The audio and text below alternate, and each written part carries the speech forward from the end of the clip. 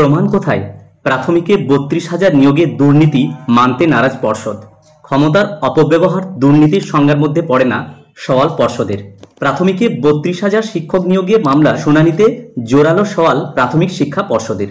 নিয়োগে দুর্নীতি হয়েছে তা মানতে নারাজ পর্ষদ। বিচারপতি তপব্রত চক্রবর্তী এবং ঋতব্রত কুমার মিত্রের ডিভিশন বেঞ্চে পর্ষদের সওয়াল, নিয়ম না মানলেই সেটা দুর্নীতি নয়। পাশাপাশি পর্ষদের আইনজীবী দাবি করেন, তথাকথিত দুর্নীতির প্রমাণ কোথায়? যদি দুর্নীতি বলা হয় তাহলে তা প্রমাণ করতে হবে। পর্ষদের হয়ে অ্যাডভোকেট জেনারেল কিশোর দত্ত আদালতে আরও জানিয়েছেন, ক্ষমতার অপব্যবহার দুর্নীতির সংজ্ঞার মধ্যে পড়ে না। মঙ্গলবার প্রাথমিক নিয়োগ দুর্নীতি ৩২,০০০ শিক্ষক বাতিলের মামলাটি ওঠে ডিভিশন বেঞ্চে। সেখানেই প্রথম সওয়াল করেন রাজ্যের অ্যাডভোকেট জেনারেল কিশোর দত্ত। তিনি বলেন, বারবার দুর্নীতি বললেই সেটা যে দুর্নীতি তা প্রমাণিত হয় না। দুর্নীতি বললে এক বা একাধিক ব্যক্তিকে চিহ্নিত করতে হবে। যদি দুর্নীতিতে আর্থিক লেনদেন হয়ে থাকে, সেই লেনদেন প্রমাণ করতে হবে।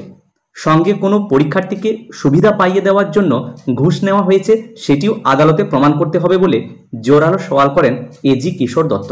তিনি আদালতে আরও জানান, নিয়ম না মানলেই সেটা দুর্নীতি নয়। ক্ষমতার অপব্যবহার দুর্নীতির সংজ্ঞার মধ্যে পড়ে না। উল্লেখ্য, ২০১৪ সালে টেট পরীক্ষা নেই রাজ্য।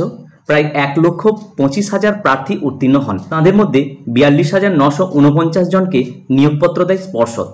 কিন্তু একাধিক বেনিয়মের অভিযোগ তুলে হাইকোর্টের দ্বারস্থ হন কয়েকজন চাকরি প্রার্থী।